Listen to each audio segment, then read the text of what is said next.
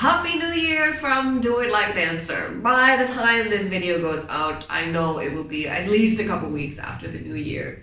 But I'm recording it on New Year's Eve, so I can say this and then by the time I can get it out, it will be past the new year. However, I wanted to take this opportunity to talk about some of the lessons I learned about my dance training and dance technique in 2022 that I wanted to share, because I think that they're lessons that maybe can help you. So I've talked a lot in other videos here and there about this whole journey I went on. Where basically at the beginning of 2022, I discovered I was watching a video of a performance I had done in November 2021. And I was really astounded by the level of my technique. I was just like, ugh, when did this happen? And I embarked on a journey to sort of get my technique back. And along the way, I discovered that it was worse than I had thought. That my strength had really gone away. A lot of my ability to do things had gone away. I was doing things wrong. And I had gotten myself into a lot of really weird thought patterns, which were prohibiting me from getting back to where I was going. And so working through those thought patterns, working in the studio more regularly, working with a physio, all of these things were things that sort of got me back on track. And now at the end of 2022, I think my technique is in a place where it hasn't been in maybe 3 or 4 years. So that's very exciting. So I wanted to share some of the things that I learned along the way. One is that going through the motions is not enough. So I was working out during the pandemic. I was working out throughout 2020, throughout 2021. I'm not exactly sure at what point my technique started to nosedive, but I was working throughout. I was working out. I was even doing ballet. There was nothing that I wasn't doing. However, looking back, I realized that I was just kind of going through the motions. I was just kind of doing it, but there wasn't a lot of intention. I wasn't, watching myself do it. I wasn't sort of studying video. I was just kind of doing the motion. So I was fit, but I wasn't dance fit. I've talked about that in another video. So if you're going to sort of approach dance technique and dance training in a way that you would like to significantly improve your dance technique, this does not apply if you're just using it to get fit, but if you're kind of really working towards a stronger dance technique, it is not enough to just do the exercises. They have to be done intentionally, mindfully, and if you don't have a coach, then with a mirror or a video is just absolutely necessary. Number 2, work with a physio. I live in a country where I can, healthcare is actually affordable. So here in Pakistan, you can actually go and see a physio without breaking the bank, which in a place like the US is going to be much more difficult. But if you can, working with a physiotherapist or chiropractor or something like that is just hugely helpful, because they know how the body works and they can point out certain things that you're doing, behaviors that are keeping your body from getting stronger, or they can give you exercises that strengthen certain muscles that you didn't know about. And like having a coach, having that outside perspective is just really, really useful. And they're the ones that can be like, are you doing your exercises? And then, if you're going to go see them again, you're just like, I got to do my exercises, because otherwise she's going to know.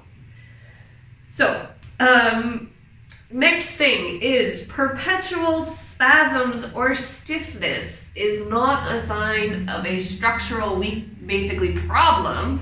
It is a sign of weakness, of weak muscles. So if you find that there are certain areas in your body which are perpetually causing you issues, that are perpetually stiff, it means at least in my case, what it meant is that those muscles were very weak, right?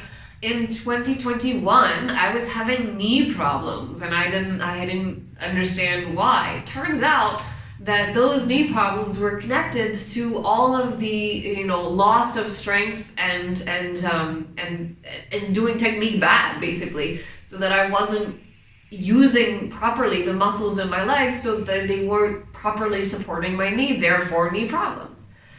Likewise with, stiffness in my back. I wasn't using my back, I wasn't strengthening it, I was over strengthening my abs and not paying attention to my back, hence the perpetual stiffness. So when I would just think that, I have a problem in my back, or, there's a muscle that has scar tissue and it's just not going to work.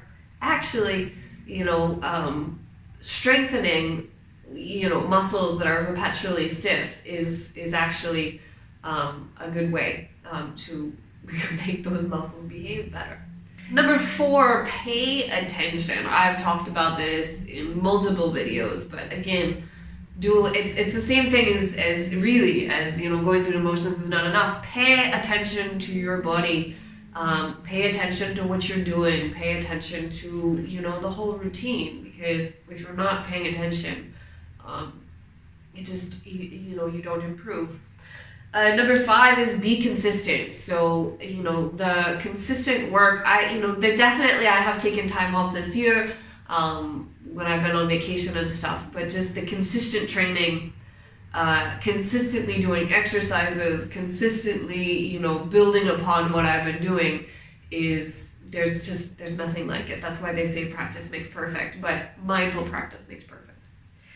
And then last but certainly not least, this is something that I struggle with a lot, and it's something that my brain uses as an excuse to be lazy a lot, which is that I assume I can't do things. I assume that my body cannot do certain things. So it means that I trick myself. I say, I can't do that, so why bother? Actually, your body can if you train it properly. So a lot of times these things that I think I can't do, it's just because I'm not training properly for them. I'm not strengthening properly for it. And this thing that I tell them, this mind trick of I can't do it, is just a lie. It's essentially a lie your brain is telling you. And that's something that I've had to learn a lot this year, is that I'll watch a video with exercises and be like, well, I can't do that. Turns out I can. Maybe I can't do it exactly the same, or I can't do it as much, but I can do it. And so trying to actually just let myself try things has also made a difference. So these are some of the lessons that I've learned this year, and they've helped me enormously. And I'm really happy with where I am in my technique. And hopefully in 2023, I will be able to share more lessons and more exercises and more new stuff with you. If there are things that you would like to see from this channel in the new year, do let me know. And in the meantime, share it with your friends. If somebody wants to learn how to dance or is interested in dance or how it works or anything like that, do share it along. Share, subscribe, all of the YouTube things. If you would like to know more about what goes on behind the scenes, what goes on in my creative work, go ahead and support me on Patreon. I write a lot of behind the scenes stuff there, but what's going on, what I'm thinking about, how I'm working, and that is patreon.com/Gillian Rhodes. Thank you so much, and I will see you next time.